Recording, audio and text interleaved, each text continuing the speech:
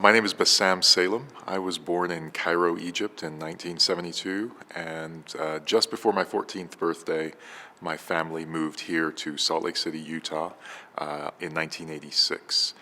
Utah in 1986 was a very, very, very different place than it is today, but I had the opportunity to go to high school for a few years at East High School before starting at the University of Utah.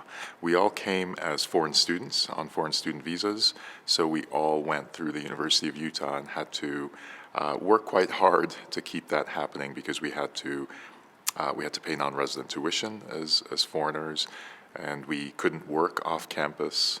And those were tough years. Those were tough years for us to keep our visa status and to be able to afford life while going to school. I'm fortunate now, 34 years later, to still be here in Utah, to be running a small software company in Park City called AtlasRTX. So I distinctly remember our very, very first apartment here in Salt Lake City. It was at the University Village, and because of timing, we were only able to get a 2-bedroom, and there were 5 of us, my 2 parents and 3 kids. I think it was 640 square feet, which at the time was, for 3 teenagers and 2 adults, was pretty tough with 1 bathroom and 2 bedrooms. We were fortunate maybe a year, 9 months later, to be able to get a 3-bedroom, 1-bathroom that was maybe 900 square feet or something, which seemed like a relief at the time. And we lived at the University Village for the first 6, 7, 8 years that we were here in the United States. It was comfortable, but it was definitely a tight place to live.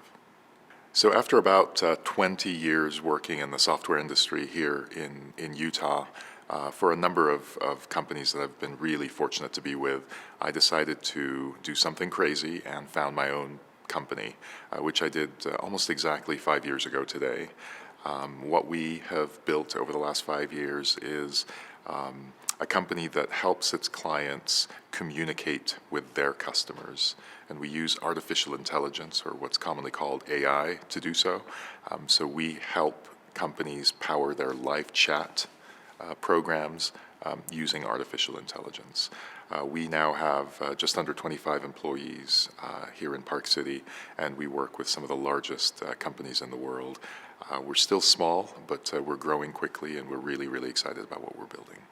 So today's job opportunities really lie in 2 big areas, 2 T's. The first T is technology. And when I say technology, I don't just mean programming. I mean the entire ecosystem around technology. And we can talk a little bit more as we evolve the conversation here, but certainly technology companies here in Utah and around the world are experiencing phenomenal growth. And with that growth comes a lot of hiring. The second T is one that's often forgotten, but is one that is an incredible opportunity right now, and I think will be for the next decade or 2, and that is the technical trades. So trades that require you to know a skill deeply, whether it's a trade like electrician, plumbing, working with framing crews. And I know these sometimes seem like things that we have understated in the past, but the demand is so high right now that the opportunities are phenomenal, and there's such an opportunity there for entrepreneurship as well, for someone to go create their own electrician service. So I really, really believe that those 2 T's will drive and motivate many of the jobs over the next decade or so. It is amazing to me how much demand there is for programmers and for technical skills, and how few young kids are actually choosing to go into those fields. The demand is absolutely incredible and has been incredible for 20 years, and it's only gotten worse. It's only tighter as a market today. However, some young people think, programming is not just for me.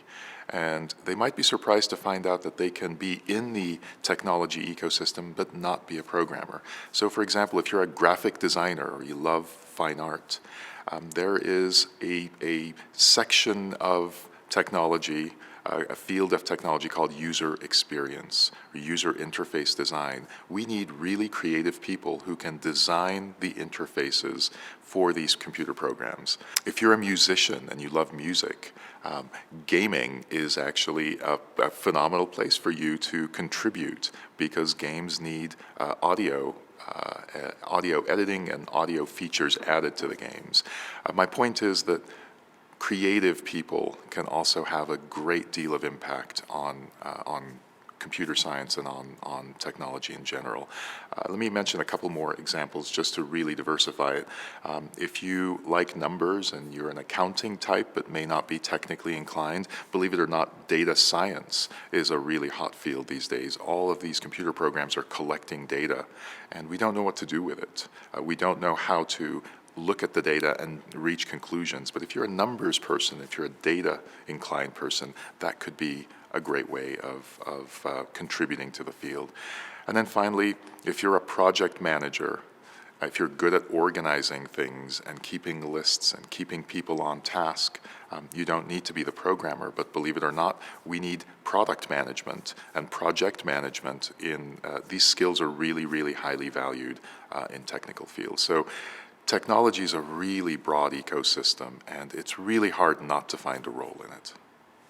So building this business, we've really had to very clearly articulate what we look for in new colleagues. And we've identified what we call the 4 H's, and they're all arguably not the obvious skills that you'd be thinking about. The first is we want happy people. Believe it or not, that's really important to us, and it's arguably the first criterion we use to evaluate a candidate. Are they generally positive? Are they grateful for where they are and what they have? Because we want additional happiness in our lives, and it's nice to work with happy people.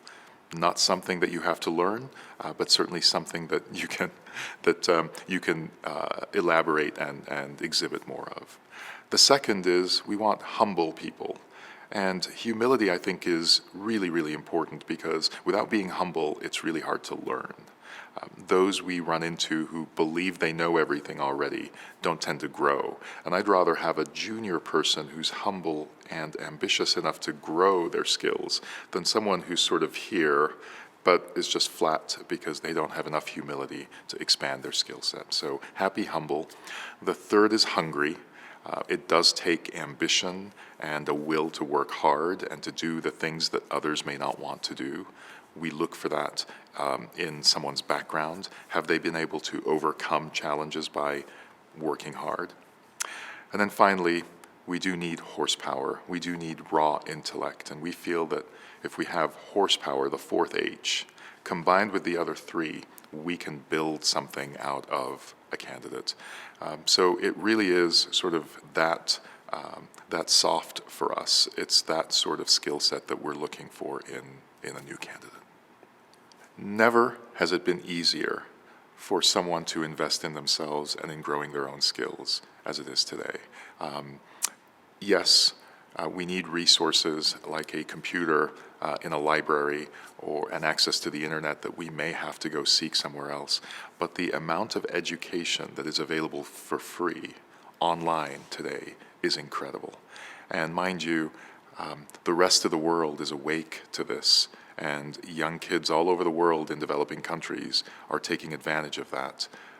We are not here in the United States. I think we take it for granted, and I'm really encouraged by these opportunities for immigrants like me who are now here in the US who can take advantage of these. So the advice I'd have for anyone watching this is always be investing in growing your skills. And it doesn't matter if you're 10, 20, or 60. You can still invest in growing your skills, and I have learned so many things this year. I'm approaching 50, and I'm still on a path of learning and growing. And I think the biggest mistake that we could make as a young person is to look at our state at the time and assume that that's where we should be and need to be over the coming decade or two. What's incredible is use those resources and incrementally grow yourself, whatever the skill that you're trying to build. The biggest challenge in getting a career started is that we're judged by a piece of paper called a resume. And it's it's the objective of that resume is to be able to get an in-person interview to hopefully be given the shot to start building a career. And today, I would dare say that is the biggest challenge to someone who's dealing with COVID circumstances that make it so as hiring managers are more than ever using paper to gauge you and to get a feel for you. And it's a bit tough. It's a bit tough as an immigrant here to try to express that in a resume, to try to express that given how few opportunities one had been given or has been given so far. In the long term, I believe that the biggest challenge to employment is going to be globalization. And it's a good thing, but it's a challenging thing. I believe in globalization and its benefit for the world.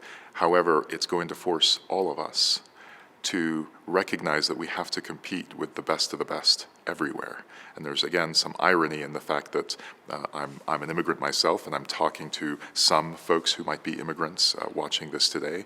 But it's the skill set that you can now find in other parts of the world that we could perhaps leverage and use here. So suddenly, if I'm looking for the best programmer, that best programmer doesn't have to be right here. If I'm talking to them over a video camera anyway, then they can be in Eastern Europe or Asia or Africa, as long as they have that skill. So long-term, globalization is going to force all of us to go ahead and continue improving the skills, as I alluded to earlier.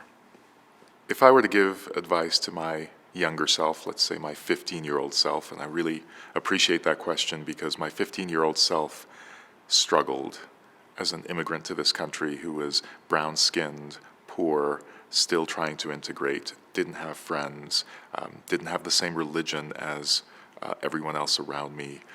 It was really, really tough, and I remember second-guessing my parents' decision to come here and wondering if it would ever work out with all of the challenges we were facing. Was it really the right decision, and will it work out? And my advice to myself back then would be, you have to be patient and recognize that no matter that experience, no matter the struggle, no matter what you feel like in high school right now, keep working hard, keep committing, and with small increments and time, you will get there. So that would be my advice to my 15-year-old self. My advice to my 25-year-old self would be, don't think that just because you have all of these degrees in education that you've learned much. Most of what you're going to learn in life is ahead of you. And I don't think I appreciated exactly how little I knew at 25. I think we feel like such adults. We're independent now, and I've grown a lot since then, and I dare say that I only learned maybe 5 or 10% of what I know before age 25. So my advice would be, don't wait until you're 35 to realize this and start growing again. Keep growing at 26 and 27 and 28. An additional piece of advice that I have for young people as they try to decide what they're going to be doing for their career is, first and foremost, whatever you make as a decision is not permanent. It's okay. You can make a decision and change it in 5 years or 10 years, and as you learn more about yourself and what matters. But right now, and at any moment, I think there are 3 ingredients that you need to consider as you choose a match for your employment, for your profession, or for your career. The first is, what are you good at? What are you good at naturally? Because if you focus on things that you're good at, you're much more likely to succeed. The second is what you enjoy. And I say this second because it should be second. You might enjoy something that you're not good at, or you might enjoy something where the third ingredient isn't there, which is where's demand? What is it, what skill is needed out in the world that you need to be fulfilling? And your job is to optimize what you're good at with what you like and what there's need for. And if you optimize for all 3 of these, you will have the most chance of success. One of the programs that I'm most proud of is one where we sponsor high school students who come from families that have never gone to college potentially, or who have never had exposure to what office work is like. So they don't really have context on what marketing is, or sales, or project management, or any of these fancy words that we use day to day. And we love having them here in the summer and giving them an internship where they learn these skills and they start to realize what they're passionate about. And I'm so excited when I look back at the last 3 classes of groups, and I know in multiple cases where kids have said, I didn't know I loved marketing, but how cool is that? Now I'm majoring in marketing at the University of Utah, and so on. It would have been something I would have found really useful as a young person trying to figure out what it was going to be like when I graduated after taking programming classes.